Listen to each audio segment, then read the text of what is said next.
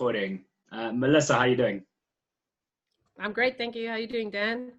I am very good, thank you. So we chatted a bit the other day, and I just wanted to get you on for a chat, and let's touch on some of the hard topics that South Africa is going through. Why do you think the world is burning at the moment? Is that the umbrella approach for the whole podcast? Because then that's cool. Yeah, I have to unpack that in a lot of monologues, probably. I'll just say that basically most of what I'm going to say is anecdotal. I've had a lot of exposure cross-culturally, but not nearly enough to be a professional or to have a finite answer to anything. So anything I might be saying and talking about is open to criticism from anyone. I'm very much, I'll be the first person to change my tune if I need to. That's all right. I mean, we've got people like Nick von Stein that come on the podcast, so we've got. I went to school with him. We've got our we high school together. Yeah, we've got our professionals. I mean, today's just about opinion, and I think what I wanted to start off with and ask you about is there is I don't know if it's a massive increase, but there is a marked increase in gender-based violence in South Africa. So I wondered if because it's something that I have now taken upon myself to say, and a friend of mine, Josh Henkerman, has also started a group where there's a bunch of guys who just we just sick of it, and we want to do more, and we're discussing ways in which we can do more, and we're going to open up that group to females eventually and hear what they have to say. But for now, it is just guys, and we'll obviously chat to you about it in the next few weeks. But sure. Why is it increasing? Why is it so bad in South Africa? And what do we do? Dan, for me, since I had a child 5 years ago and have worked in sex education for under 18s, cross-culturally, to me, it's not new. To me, there's an increase in exposure. But what has been happening pre-apartheid. To be honest, the gender violence has never not been a fashion. And I don't, it's not one-sided. And, you're a white guy, I'm a white girl. Like, there's an immediate assumption when you think of gender-based violence of all the black bodies we've seen in the news recently, but it doesn't stop there. And when I hear someone like you saying, well, actually, we're sick of it and we're doing something, I hear you taking the weight of the responsibility, which is, it's impressive, but also just common decency. So, anyway, so obviously obviously the lockdown has increased domestic violence, especially of all kinds, which includes gender-based violence, but also violence against children and other men as well. So that's maybe now it's also seemingly excessive because we're sitting around through Corona, filtering in a lot more as well, spending more time on the news, trying to find out. Yeah. So you're there on News 24, and you're like, okay, I've just read a Corona thing, and then you see, some crime. And so you instead of rushing through the news, if you ever did, you suddenly have space to kind of follow, the analytical trail. That's true as well. Ultimately, that's true as well. But it seems gender-based violence. And every time I look at the news, I see that. And I think you're right. I am spending more time on Facebook, Twitter, Instagram, LinkedIn, all the platforms, because I do have more time on my hands, Usually I'd be having a beer in the pub. But for sure. I just feel like it is a marked increase. What would you say? So I'm coming from a place of ignorance, but you're saying that, okay, it's just the decent thing to do. So I'm not special, the fact that I want to help. But don't you think that if every man in South Africa just stopped abuse, violence, rape, murder, don't you think that would be a very special thing? So then therefore guys that aren't doing it are special. Am I naive? I think it's a very, I gotta get this right. It's a typical patriarchal stance to see reward for effort. But, what we're talking about here is not effort. It's in a sense that there's effort to into being violent. It takes a lot to abscond with somebody's body and inflict and then run from the law and live under that type of lifestyle. It is a high effort. Sure, there might be endorphin response or whatever the story is with a person like that, but that takes effort. What we're asking is for neutralization to occur. Sure, there are increased levels of decency. So, for example, I think the initiative that Josh and you and the other guys are taking is decent. I did tag somebody who was looking for representation of decent, we call it wholesome masculinity, and I tagged her under that post because it was exactly that. I found it wholesome. But I've also been criticized quite excessively by some of the activists that I'm associated with for applauding men on any level who are actually just gaining a neutral stance to other bodies. Okay, so I suppose you understand. So someone pushing an NGO is being a little more exceptional. But if you're a man who stands in a pub and you don't grope, you don't objectify, you don't rape, you're just another woman in a sense. We don't do that stuff to other people, not on such a larger scale, and we're not exceptional for it. Got you. Okay. It's just I mean, and maybe it is a naive point of view. I just think what I would like to do, and there's 56 million South Africans, so this is impossible. Sure. But it's if you take 56 million and you divide it by 10, do you know what I mean? Then it's 5.6, and then you divide that by 10, then it's 560,000. If we just all behaved ourselves, in that one day, no woman would die. And that's all I want. But maybe it's impossible because there's just too many of us. But you can do that in a country like New Zealand. So, maybe we just need to. So my very my very personal opinion on the state of the postmodern identity, not just of men, but of many women as well, is sadism. Yes, there's always been murder. Yes, there's always been rape. There's always been pedophilia and child abduction, you name it. There's been horrific things throughout our history, but it was all in a sense a necessity upon people's limited intellect, upon wars and, kind of clashing of resources as society came to be. Yeah. To say that today, in the age of every available privilege, like I'm the most privileged woman to have ever existed if I compare myself to my ancestral line of women throughout the ages. I have everything here. I have an identity, I have freedom, I have comfort, I choose, every choice is based on what I want. So we're talking now about a kind of nihilistic / sadist approach to violence. There's no need for it. People are educated enough. People have the resources. There's a lot of exposure to activism around child safety and and yet we just see this booming, illegal trade in, human trafficking and all of that. Okay, but not everyone has that education or the resources. So maybe this exactly. But who's in control? Yeah. Who's in control of that? Sadistic people who have the no one at all. You see, it's a very so sadism is when you receive pleasure from other people's suffering. It can be in the form of money. It can be in the form of sexual gratification. It can be in the form of pretty much anything that results in somebody else's downfall. And people don't want to cross that line into the capitalistic setup where we look at oppressive hierarchical structures that require abject poverty, that require people to have limited access to education in order to continue being workers. So what is your definition of sadism across the board? The thing that for me, my word of the year, and it was my word last year as well, is intertextual. Everything it has a relation to everything else, and what that means in terms of activism is what you call intersectionalism, where black agendas are trans agendas, are feminist agendas, are workers agendas.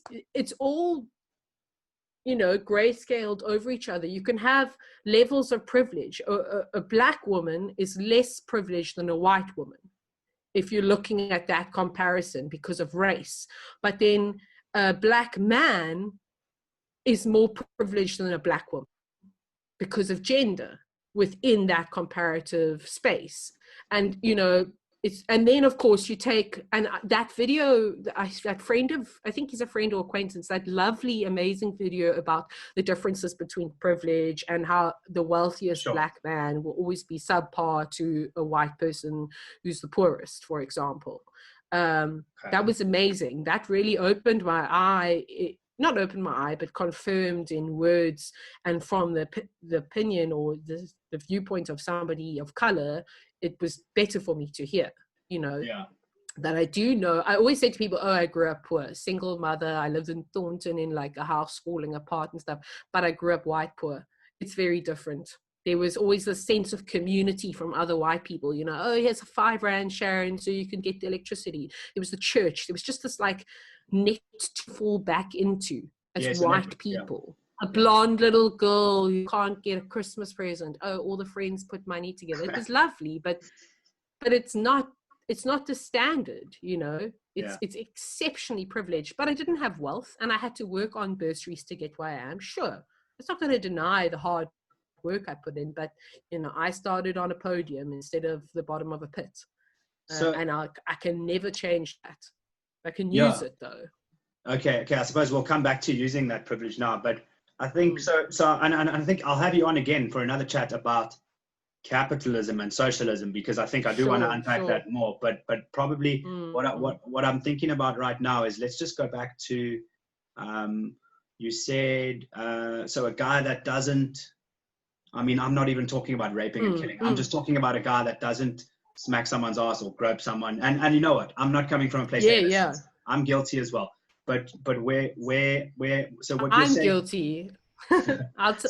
I'll tell you, Dan, before we get there, is that I'm bisexual, well, pansexual essentially, and I am subject to the exposure of feminine objectification in the media as much as any man is who is heterosexual. So I can attest to, as a 30-year-old looking at a woman and being like, hey, and then being like, wait a minute, is she even 18? What the fuck? I'm 30 now. This, slow down. Okay, well, so I do understand the grip in exposure and the hypersexuality, but also it's in a culture of what's the word? I can't think now. That basically where you don't have to answer for the consequences of your action. There's a word, but I'll think of it later. But teamed up with this kind of freedom of responsibility and being exposed to a higher powers intent of hypersexuality results in gender violence. You get people who are taught it's a commodity, and you're also taught to take what you can when you can. To opportunize everything. Men are always taught that. Take your opportunity, find the gap, work your way up, compete, push down. It's all these kind of metaphorical ways of saying, enter somebody else's territory and claim it as your own. And that's exactly what rape is, for example, or any sexual assault of any kind. It's is that a word? I don't know, but territorizing bodies. It's breaking in and leaving your mark and using what you want in that space. And in a sense, it's just the most aggravated form of any kind of assault against any person outside of gender, It's just so much more sinister because there's that power play. Men have the power almost always on the upper hand physically.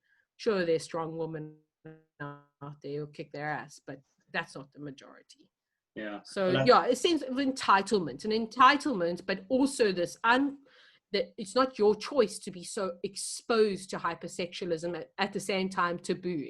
Oh God, there's so much to talk about, because there's also the tabooing culture, putting things in the dark, hiding behind doors. So there's no social moderation of sexuality, for example. If everyone was exposed sexually, if children were taught appropriately, age-appropriate sex education from the start, they'd be able to say somebody abused me. Women in younger women, like 17 to 19 or whatever, who end up in domestic relationships will be able to say this is wrong because they've been taught it, which they haven't. Okay. Domestic abuse. Why is there that taboo culture? Why are we hiding behind it?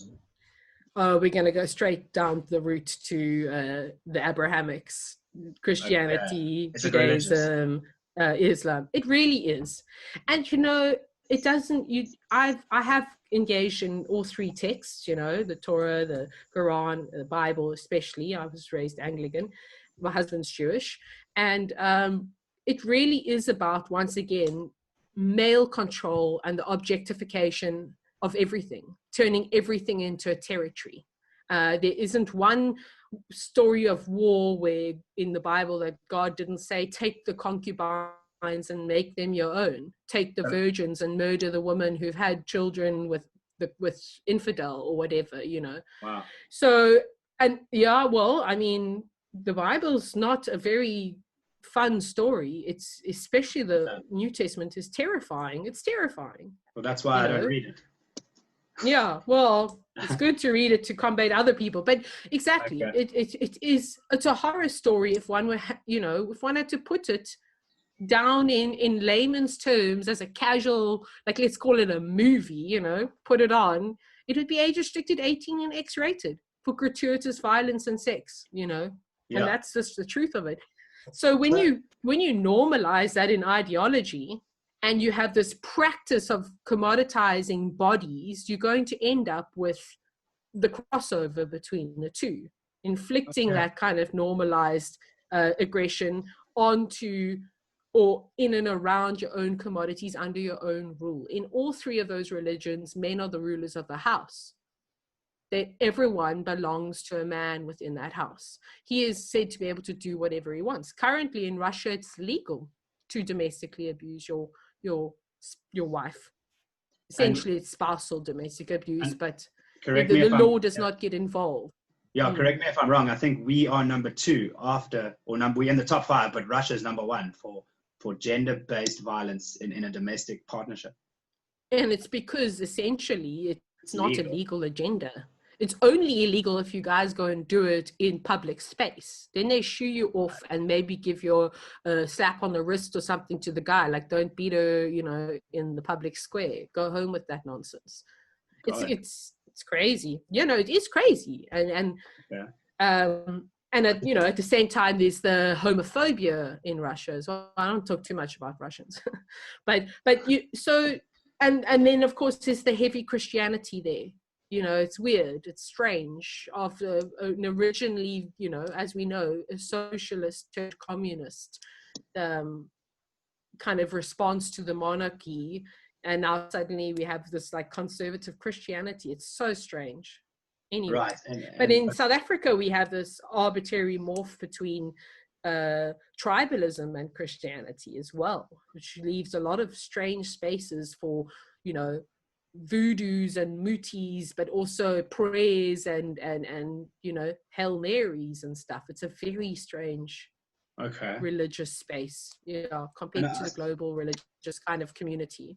No, that's very interesting perspective. And I think my next question to you would be, so how do we get, so now this is maybe a trick question, but how do we get guys who are in a neutral space to get into that positive space where you are helping? So now I'm trying to get more guys into my group. It's just men against femicide in Africa, and we're trying to get more guys who, look, a lot of my friends are sick of this, and it's not that it's not like, oh, I'm reading about this on News 24, I'm being inconvenienced. It's not that. It's who's next? Like, is someone I know going to be next? Is it your girlfriend? Is it my girlfriend? Is it my sister? Well, the night that young student was murdered and abducted from Stellenbosch, I was returning from working at the Lawrenceford market, and I stopped at the opposing garage and had a smoke and phoned Daniel to say, my husband, that I'm on my way. I'm just now in Stellenbosch because it's 10:30, 11 o'clock at night, woman alone. And there on that night, on It that could have road. been me. Maybe it was because I had a nicer car, a smart, smart chip, easy to lock. They were in a Skadonk Golf. Like, Yeah. there's that level of disparity that changes the fact that it wasn't me and it was her. Yeah.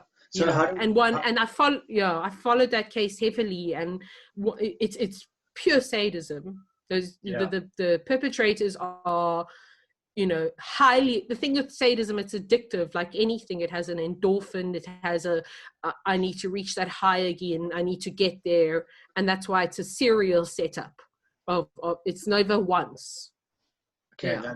that is really sick. And would you say women have a part to play in For sure. Oh my goodness, there have been, look, I got into, for a while, there's a big, very famous page on Facebook called Texans Against Pedophiles. It started like that, right? So I was kind of roped into presenting African and mostly more South African stories on alternate days. People from all around the world shared their news.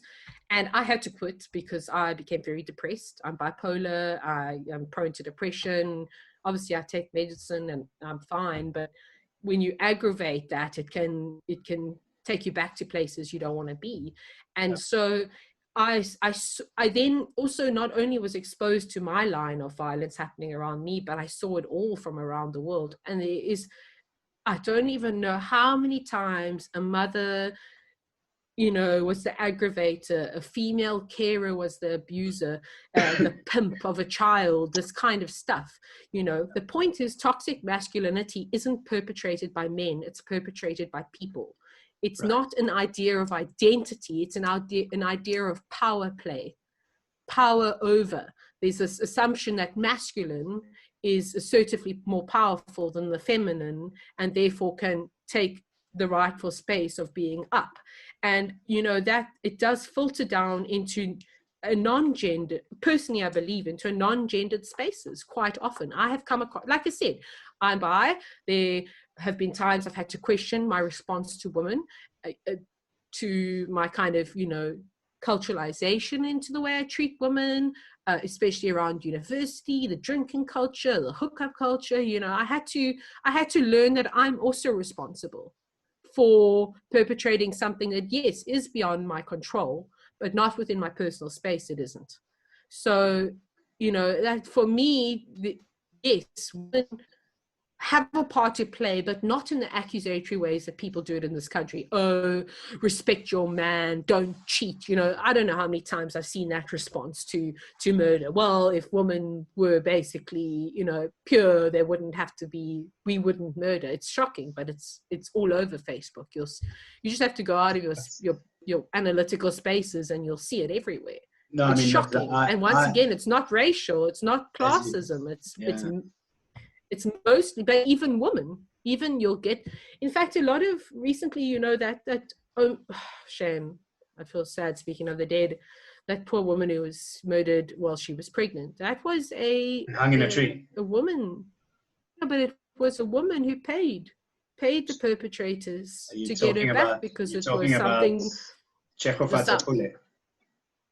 Yeah, and it was something to do with, like, I'm not exposing myself at the moment for personal sanity, essentially, too much. I'm keeping aware, but I'm not delving into the details. I can't go there right now. But I'm empathetic highly, and I find it very hard not to experience everything I read about as any one of the people involved, the perpetrator or the victim. It's a very awful space to be in, to be honest. But yeah, it's crazy because I said now, or the perpetrator, and it's just taking me to the standard idea that, you know, violence is cyclical, or cyclical. I don't know which way you want to say it, but that at the end of the day, every one of these perps, mostly male, yes, female, yes, there's some transgender perps. Okay, there's a lot of violence happening, but it, you know, the roots of it come from a generational shift. Almost every sadistic person has either been taught by a generational peer, you know, an older generational peer, or has responded to oppression from a generational peer, whether it's abuse as a child or domestic situation. So I have a book. It's a psychiatric book. It's quite hard to read. It's called Bad Men Do What Good Men Dream. And the idea that we all have the propensity for violence. We all want to murder our neighbor. We all think about at one point maybe taking our lives or acting out, and punching something. We always have that, whether it's a girl who wants to break a pencil or a guy who wants to murder the guy he's fighting with. We have that. But then at what point does the intellectual fantasy step into reality? What makes a person go there? And it's usually a response to being oppressed. So it might be a bit too gratuitous, but a case study in it is of a young man who specifically plans to assault women. He preps up a torture space in his house. He goes out, he date rapes them, he puts pills and he takes them home. You hate him. You read it, you just hate this animal. You want him dead, hang him, do whatever. And then you hear that as a child, his mother sexually abused him in the pool, in the bath every night, exposed him to that kind of, what we call it, kind of excessive violent lifestyle, and then also publicized it by saying things until he was 16 or 18 around that, like saying out loud in front of people, oh, he still needs me to bath him, I have to clean in his little foreskin, and like really belittling. So this guy, he developed a hate on the genitalia. It's not necessarily a hate on women, but because he was associating the specific genitalia with the assault and the pain and suffering, he had obviously he's a lower educated, he was living in poorer conditions, so he had this kind of pulse that couldn't be controlled to express an aggression, a pain and a hate and a anguish, retribution, you call it what you want, against this genital that, just obscured every part of his childhood from his primary carer. And we see a lot of that in a lot of our more rural murders against women. You see a lot of genital mutilation. When I lived in Grahamstown, we had men who cut off breasts, who sliced faces open, who left women upside down in long drops and beat them in their groins with bricks, like absolutely gratuitous, angry, things that are exceptionally hard to recount. So going back, so I just want to, going back to, I mean, you mentioned Grahamstown, so going back to your student days, and why is it? I know it's part of the culture, and I know I'm part of the problem, because I'm not innocent, and I've done, my actions have added to the toxic culture. But where I think my biggest question is, and a lot of the people who so I go back to my original question, where a lot of the guys I'm trying to recruit to help me, because we want to go talk to young kids. We want to talk to young kids about respect for women, and try and instill in them a respect for women before this type of thing starts happening in their teens. So what do I say to guys who say, I'm not raping, I'm not killing, what's it got to do with me? And B, how does it go from the slap on the ass, or the unwanted kiss on the cheek, or the little bit of the pulling of the female hand, or the boyfriend who can't take no, dancing that's a famous one. Even not even a boyfriend, even someone just dancing a bit too close, groping, a grind, How does it get from that to raping, murdering, and cutting off? Well, okay, so something really stood out now when you said, respect for women, how do we get that into young guys? And from my experience in sexual, I did theater. I have a psychology and theater background, and I worked in underprivileged kind of educational theater, and we did a sex education. And I think what's very important is to define that respect belongs to everyone, right? To children, to yourself. And a lot of the time, especially in poorer areas, you will find these young children have already been victims themselves to sexual molestation, to exposed domestic violence. And if you don't value yourself, how do you value another person? Right. At all? You know, if you've got this disposable attitude to yourself, that it doesn't matter if you end up in jail, it doesn't matter if you OD tonight, it doesn't matter if you get caught for raping this woman right now. There's a disposable sense of self. So that's it, the identity. You know, I love, there's a meme that goes around like, you know, a strong woman can, you know, grow a man from his pain, and it's like, that's something like that. And it's like, no, we don't need you, we don't want to be the reason. You need to seek therapy, you know, go out in the wilderness and do some mushrooms and find yourself. Like it's a not a problem with men on women, it's a problem with men in themselves, how they see themselves. And this is why I think largely there's this all, you know, not all men response, because every guy is subject to oppression under toxic masculinity, whether it's your disposable cannon fodder for an army, whether it is you are a financial pillar or worker or force that is required for society to continue, or your family to eat, or whatever, whether it is you're expected to be the biggest dick in the change room when you're, you know, in high school, to the strongest guy in the bar, to the guy who's had the most, you know, sex. Like, there's always the sense that you are ready to be put on a podium and placed amongst others in toxic masculinity. And obviously, in our country, young black boys sit on the lowest rung of anything, of any male identity. So there's this what's the word, you know, this, I can't think of it. It's kind of a, you know, a vague direction, a non-direction. Basic functions become your direction. I'm horny, I'm hungry, I hate myself, I'm going to drink, you know. I don't know how many times I've read of a black man crying in court because he raped somebody when he was drunk. And he said, but I was drunk. And people say, oh, that's your character. But why don't we look at the dope system and the way alcohol is pushed upon the poor, you know, the way the wine farmers were paid in dope. That it's so integral. And you know, our country, and I'm not going to talk about parties, because I think that all the parties that be are one conglomerate to work with each other, and there's always been a need for black men to be disposable under white governments, under black governments, and that is an economic oppression. Sorry, I'm Aussie. That is an economic oppression that requires, like I said, a disposability of, and that starts in your sense of self. Okay. And who am I? Am I worthy of anything at all?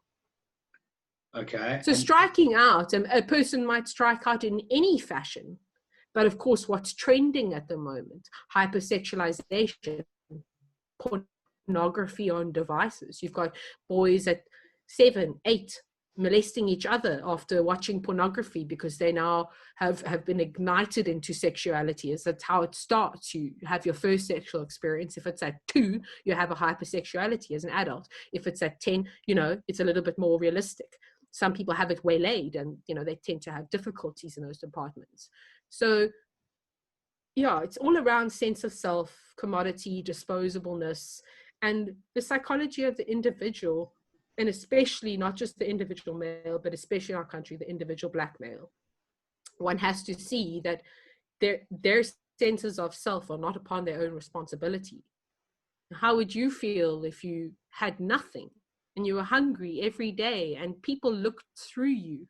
Right. They never saw you. They don't see you.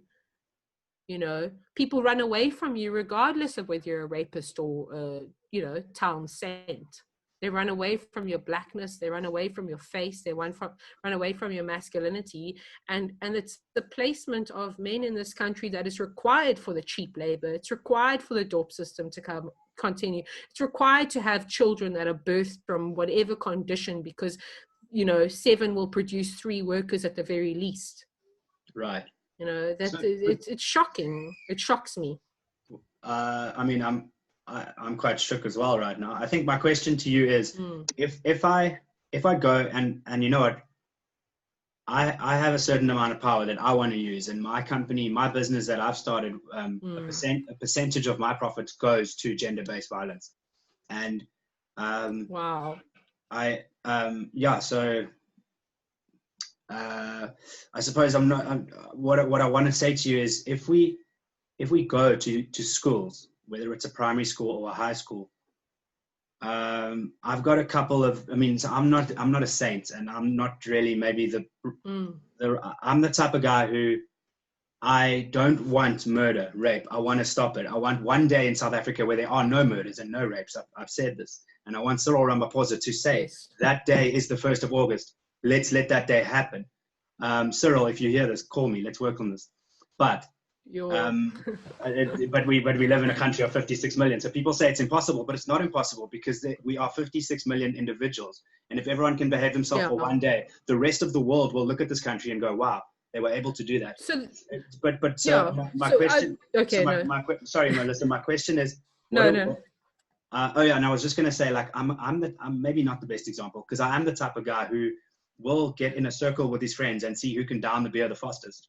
And that is a form. No, but that's the point, Dan. You are the type of guy. You are the guy to go up and say, look, I grabbed a woman once in a bar. I compete. I push for strength. The point is your humility upon yourself and your recognition of yourself as a link in this chain is what children need to see. They need to see a good-looking, young, white guy with a business, and he lives in the suburb, and they need to see him say, it's not just you, it's not just colored people in the Cape Flats, it's not just black people living in location, as media would like to push it, these terrible, volatile spaces. How can we get rid of them? It's not that's one of the reasons I started this podcast, is because I don't like the way News 24 portrays people's opinions, and I want to get people on who have strong opinions, who want solutions, and who don't just want to publish bullshit. So but what would what would you say about that? So what would you say about me? Okay, so wanting to be in a circle with my mates, because I don't want to stop having fun, and I don't want to stop making jokes with women who trust me.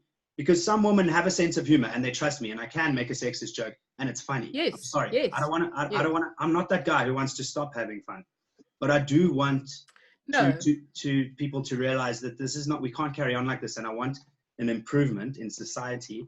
And what do I say to young guys who are 8, 9 years old? Well, you've got the psychology degree. What do I say to a 10-year-old? Okay, so. It's a hard question. You don't have to. No. It will be in a couple of parts, Okay. The addendum, the chapter 1. Okay. So firstly, important to know that, yes, you're having fun, and that your what will be called microaggressions now, if they were to exist as the extremity of the situation, they wouldn't be micro. They'd be the macro, and there might be a social variance in which people accept, because they're educated better and they live in better situations. They accept the unplausibility of the joke. When I say I make a sexist joke, it's with a woman that already knows me, trusts me. And exactly, for sure. And that's why I'm saying it's... But you also... But we all rude with each other. You don't pinch the bum of your guy friend in school and be like, I was that girl. I had guy friends more than girlfriends. As you know, we're from the same place. And, so what's important there is that it's only in the context of the extremism that suddenly becomes contextually part of it. Okay. You see what I'm saying? For example, it's really just around consent. Consent is the intersectional kind of agenda for all activism. If she's consenting, which she will or won't be, in terms of your familiarity and what kind of friendship you have or social there's an underlying respect, which I think is the big difference. Yes, but where does the respect come from? That she knows, no matter at the end of the day, is that if you were to take any move of any kind upon her, not just sexually, you would require her consent. So she then is comfortable to be in your space, as you are with her. You don't feel like she's going to, seduce you or molest you or attempt to vilify you. It happens. Like I said, women are perps too. It's very true. You choose your friends wisely. But you see what I'm saying is that in that space, sure, there's nothing aggressive about it. In fact, like I said, it's funny because it's implausible, because you're not a sexist and you're not somebody who would take advantage and push people into those spaces. So it's an implausible joke from you. I would never make someone feel less because of the color of their skin or their gender or their financial situation. So I think the key is you would never make anyone feel less at all. But I might be contributing in a yes. So now in the trying to now in the context of the extremism, you see, in the context of how far gender-based violence goes, right, this is a stepping stone. But like I said, in your private space with said woman, it's an implausible joke. But she may not open up to you as much as you think. Every woman, I read something today, every woman will get sexually harassed, assaulted, maybe even raped. Every woman, if you ask every woman in your life, when was the first time somebody absconded against you in a sexual manner? Every woman has a number. Yeah. It's 2, it's 13, it's 25, it's 90. A 90-year-old woman was raped the other day. Yes, I saw that. That is the truth of this. So now you're sitting with the said woman that you trust and you love, maybe it's your partner or best friend or just a mate in general, Just a friend, your sister, jokes, somebody in your close circle. So I think what I'm the way it joins to it is that she is carrying a sense of trauma that you aren't aware of, and you don't know what the triggering aspect of what is purely just a absolute play, has no backing to who you are. It's literally just a joke. You don't know about the repercussions if you don't know somebody's assault history, Right. She knows. That's because it's part of the macro. Yeah, okay. Of course she knows. Yeah. Of course she knows. Somebody who's experienced, and this goes for men or trans or whatever, experiencing sexual trauma may have a very healthy sexual life with a partner later on. But that doesn't mean that at times in the act of whatever they're doing sexually, there may be a traumatic flashback, and that partner suddenly has triggered, not intentionally, they love them, they're there to support them, maybe they got them through the situation, but that doesn't change that trauma has a very insidious way of popping up at the wrong time. Yeah. And it takes one little triggering, I hate the way people go on about triggered, ha ha ha, did I trigger you? Did I trigger that? I know you said it to me the other day. I do that. But the point is, it's a psychological term based in very serious theory around traumatic responses. And I get triggered. I get triggered too. I get triggered when people talk about white privilege triggers me sometimes. Farm murders trigger me sometimes. Can you see? So I also get triggered. And the guy. Sorry, I'll let you finish. I'll let you finish your point, and then I'll. No. I just don't want to lose my train of thought. Yeah. So yes. So okay. So triggering the minutest. Okay, let's take a non-sexual, non-gender-based violence example. Let's look at veterans, okay? Okay. I was watching whatever film the other day, and this person, it was actually like Survivor or something, and he was a veteran, and there wasn't much said about it, and then somebody like snapped bamboo really hard. It was just like, while they're building their shelter, and this guy was triggered. Because loud noises takes him back to Nam. He gets put in it's an auditory trigger. It's not even a socially contextual one. He has no control over it. And that for me is, it's because we come from a world of such extreme violence all around us. Maybe you were lucky enough to be in the suburb between the 70s and, 2010, where you grew up there like we did in a space where, we weren't exposed, but we come from such traumatic spaces. The majority of the world live in heavy third world trauma. We have to take steps with caution. Unless you're somebody who doesn't care about the abject suffering of individuals around you, you have to take steps with caution. And it is general decency of you to realize that at any woman, even largely the men around you, but every woman that you engage with will have a triggering point of something that will take her back to somewhere. And you don't know what that is. It could be the smell of milk. It could be the smell of the whiskey you're drinking at a bar when you lean into her, she's into you, you're into each other, you whisper in her ear, and she picks up the whiskey of the perpetrator that assaulted her whole life. And suddenly you're a no-no. And you get like, what the fuck, bitch? Like, everything was vibing, we're having a good time. I'm not a bad guy. I was respecting you. You gave me the signs. And then, bam, she just turns. That trauma may not be induced by you, essentially, but surely you would want to hold responsibility for stepping on people's traumatic triggers unintentionally or whimsically or for your own pleasure. No, you know what I'm saying? Yeah, 100%. Thank you for that perspective, because I didn't think about that before. And I suppose that is what this podcast is about as well, is for me to learn and for the listeners to have a new perspective on things. I think in the group of guys that I'm with, a lot of them are saying, guys, we need to change the way we do this. We need to change the way we speak. We need to change the way we talk. I wanted to get on that, actually. Sorry. And, yes. And I do want to change the way I speak, and I want to influence younger people to change the way they view the world. And I think I can. I have the power to do that, and I want to, but I don't want to stop having fun. And there's definitely, there's a line where I can't, I don't want to have the personality of a wooden plank while I'm doing this. Do you know what I'm saying? No, sure.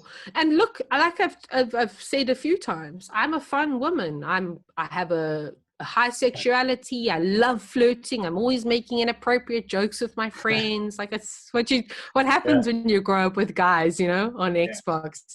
You have, and there's, and there, I do have fun. And I think there's more to gain in safe consensual circles in terms of that fun, where there isn't a shaming of sexuality, where there isn't a shaming of senses of humor, especially darker senses of humor that are kind of responsive to coping with what's around us.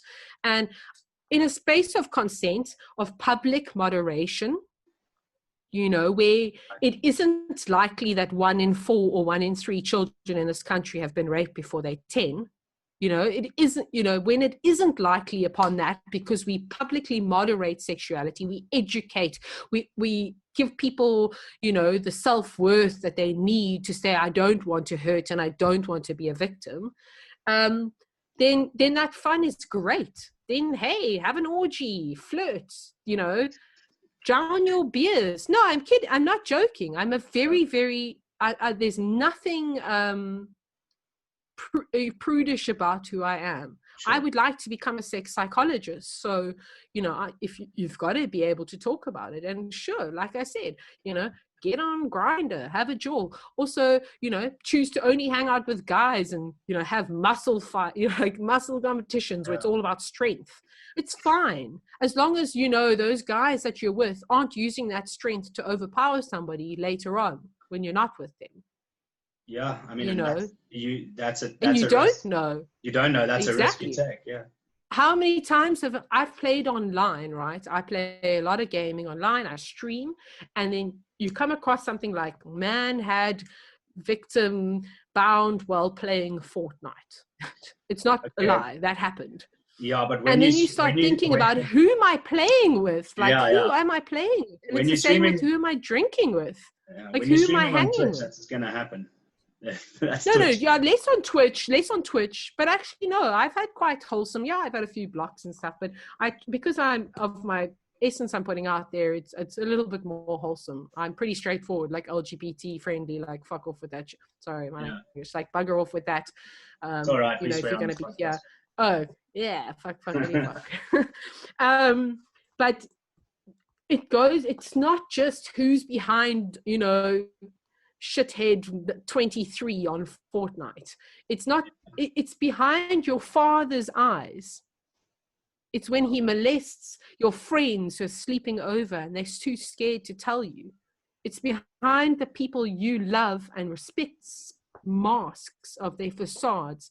It is the people, it's always going to be somebody that you trust, because perpetrators they're congenial, they're charming, they're smooth, especially the ones who get away with it over and over and over again. It's not violent person number 3 walking down the alley. Yes, it is, but it's not them entirely. And that's what we always like to other the stranger. Oh, the stranger wants your stuff. The stranger wants your body, but it's not. 70%, and I will be corrected on that, around 70% of sexual assaults against children happen within their home from a family member or close family friend. And that is it. As much as I agree with you that the start to this all is at a young age in the schools, it is also where it starts. You see, it's where it all starts. The cycle of violence is perked onto the kid from a young age. And who can blame somebody who was raped as a child for becoming an aggressor later on? No, without access to public health, without access to public education, without access to sexual education. One can't entirely blame a person. And then you get people who want to hang and kill. And I must say, I've had my own more right stances with the death penalty, because it's so intrusive, the violence at the moment. But, it's a gray area. Like, who are these people? They were born to somebody. They were somebody's pride and joy, almost mostly. Held in a blankie and loved and cherished. And where did it all go wrong? And it's families. It's religious families, especially. It's wealthy families. It's white families. And white people hate saying that. They don't want to admit it. And yet I can guarantee you, in your friends groups, the ones you've grown up with, there are stories that you don't know. Yeah. And that's scary. And I can see it sometimes on people. I've had a lot of people confide in me over the years. So I've managed to pick up patterns from real, like I said, anecdotal spaces, real things that happened. And I've seen people who reformed, and I've met people who are, toxic narcissists because of it. And you can't spend the rest of your life around them. But the seed of the story is that this stuff is happening in safe places, behind closed doors, under daddy's care, in homes where women need to rely on external men to come in for survival. A terrible story. My domestic friend as a child, or acquaintance in the school, was being essentially pimped by her mother from a young age to the man who provided money and a shelter. And that was just seen as her role. That was the cost of his security for the mother in general. And that is a scary thought, to think that people are handing their children over for survival in a system that pushes them into those spaces. Oh, you're breaking up very much. So no, I think we're back. Yes. Oh, there we go. So just, I think you said it's about starting from home, and that's true. I think I got 2 more questions for you. What do I say to the kid? What do I say to the kids? So I'm gonna talk to kids, and yes. I'll be there with you if you want. Exactly, and happily. And what roles? So I think I just don't know what to say to them yet. So we'll have another chat about that. Because I did want to just respond to what you said, because you said going into schools and talking to young guys, and that takes me back to individual wealth and individual worth. And no, I don't think you should divide up the genders or the sexes. I don't think you should sit down and say, boys, control your penises. I think you need to get all the children together. You need to talk about it as a societal issue. You need to empower the value of boys as girls, as intermediaries, as non-gendered conforming. The biggest problem is this kind of othering of the other gender, and separation and divide and lack of cooperation. Be grabbed off and told, you're gonna bleed, don't get pregnant, and you guys are told how to masturbate and put on a condom. Like, what is the obscurities in that? But I think masturbating, put on a condom for I just mean as a general pattern that like automatic. But I think sex education has changed. I think sex education has changed Yeah. So, I mean, I'm 34 varying, now. but there's a huge 20 years ago, it was ridiculous. anti-response to it, okay? Okay. But globally, no. Nationally now, what's happening is the government have insisted on a education curriculum, and parents of all backgrounds, mostly conservative, black and white, and Indian, and I don't know about Asian representation, but there's a response across the board of no ways. Keep them young, don't, as if sex is something that dirties you, and yet we're all born from it and we all do it. Yeah. Mostly unless you're asexual, which is standard form of sexuality as well. So for me, to see that global, it's the same with this parenting response to smacking your child. It happened now, the laws were passed last year or whatever, and it's illegal to hurt your child.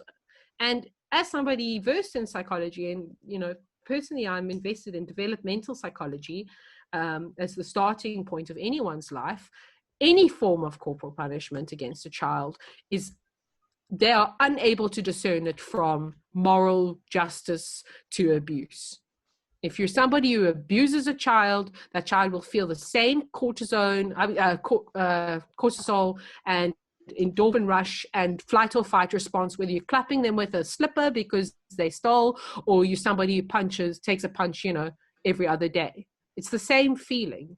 So now, once again, it's about devaluing a child's worth across the board, about owning them, subserviency like a dog. And if you're going to treat children like that, how are they going to treat themselves? And what adults do they grow up into? I make sure always when I meet a new child to go down on their level, greet them with a handshake and repeat their name, even if they're 2, because they're people. There's nothing different. They're just, they're limited. They have no language. It's a scary world. Can you imagine, as I know you and I have had a privileged upbringing with a lack of violence in our lives, I assume, and I've never been beaten, It's this privilege. I have self-worth. I feel like I was told you are important. I was whiteified. You can do anything in your life. Choose your direction.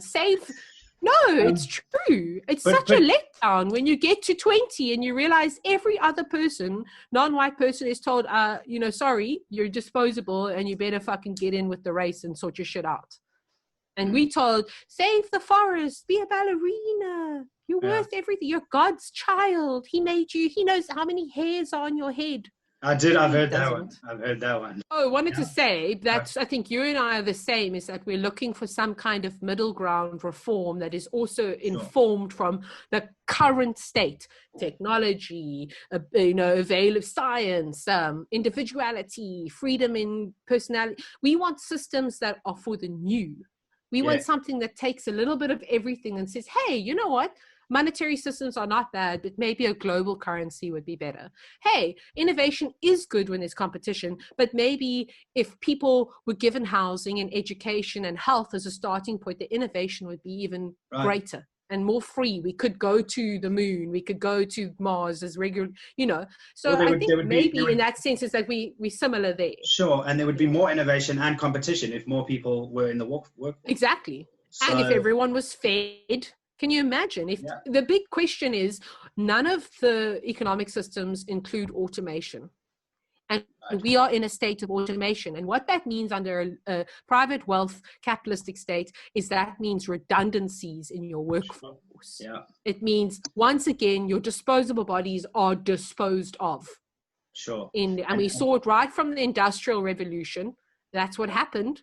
The factories in the UK came along and people were dying, heroin addiction, domestic violence, alcoholism, poor education. It came with this disposable quality again. Now, if automation picked up the skivvy work of the world, imagine how many Picassos there would be. Imagine how many Mark Zuckerbergs there would be who didn't develop their software on sexual agendas around objectifying women. If you've seen the social network, you'll know. Facebook was born out of gender violence, essentially, at least microaggressions. Yeah. So for me, you know, I look at all these people who are geniuses and I say, yeah, that's great. How many more could there be? How much more could there be to this life? I don't want to spend my life till 55 or 65 or 85 or whatever they've increased the retirement age to. I don't want to do that. I don't even see my husband. I'm lucky he works from home. But, you know, I have 30% of him and his child. I share that with his child. 70%, and he's had a career for 18, 19 years, has been dedicated to surviving so we can eat, so we can have a house. Sure. It's sad. You know, it's sad that my one true love and my happiest relationship I'll ever have, my best friend, is limited. Not by time, not by health, not by failure of our social relationship, but by something outside of me that sees me as a disposable entity. And yes, your middle class is also equally as disposable as your working class. It's just that we are tricked a little bit better through consumerism and that satiating feeling that it's deserved. I love shit. Don't get me wrong. I've had a problem. I'm like, oh, look at this thing on Takealot. And Daniel's like, nope. And I'm like, yeah, but look at this mate. I'm like, oh, a streaming light with RGB display. I need that. And he's like, no, you don't. You don't need. I'm like, I need it. I mean, you can check. I got all the chutters and stuff going. I love it. That's why the background of my podcast is just, it's bare because you can't see all the nice, beautiful things I have. You see. We got to wrap up. I got one more question for you. I'll answer it as simply as possible. Educate my ignorant listeners. What's pansexual? Oh, shame. They're not ignorant. Huh? Yeah. So bisexual is a tendency to be attracted, neither, it's not necessarily a 50-50, but to cisgender. So to somebody who presents as a male, or somebody who presents as a female. Yeah. So pansexuality is, in a sense, in fact, I'm more what you call sapio. I'm about intellectual connection. But pansexuality is generally you have zero requirements upon attraction other than something not related to appearance or gender. So I've dated androgynous, I suppose, you know, one can say female, but androgynous genders. I'm attracted to people transgender. It doesn't matter what the body is. It's about the person, you know, that comes afterwards. Once you love somebody and you treat them, and some people can love hundreds of people, other people can only love one or themselves. But, you know, once you are in that love, the sexuality and the intimacy follows. You know, you don't judge a breast because it's saggy. Like, chances are you've watched it sag over the years and it's your favorite breast and you don't want to share it with anyone, you know. And that's important, that in no way does sexuality or any of that devalue you. In fact, I think pans are the best people because they just like, you go, person. That's great. I'm so glad. I'm glad you are who you are, you know. I love diversity. And there's nothing diverse about the male-female binarism at all. Right. Well, I'll have you back on when we can talk about a bit more about, because I do want to tackle some other issues with you. Yeah, like gray asexuality as well, transgender identities. Yeah. There's a lot to talk about.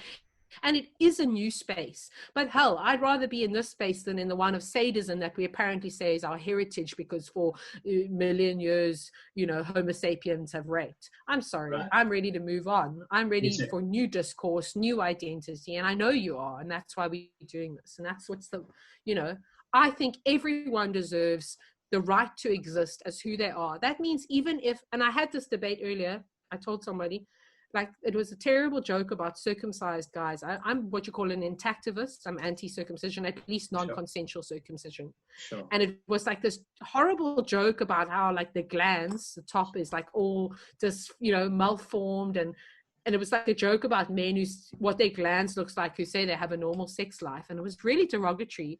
And, you know, people are abused and things happen, and circumcision is an abuse against a child's right, but that doesn't mean they don't have the right to exist. They're not dysfunctional. They're differently functional. You don't call somebody who's handicapped a dysfunctional person. They're just differently abled. You understand what I'm saying? Yes, and we want the same thing. In any kind of so even if a person is a sociopath, they have a right to exist. Yes, we have to isolate them from potential victims, yes, we have to give them the therapy. Everyone deserves a psychologist and everyone deserves psychiatric assessment across the board. You can be the happiest person. It doesn't mean you don't deserve to see that for yourself in a session about you. Amazing. Melissa, thank you so much. Okay. I look forward to being back here. It's cool. Yeah, thank you for coming on. I look forward to having you back. Cheers.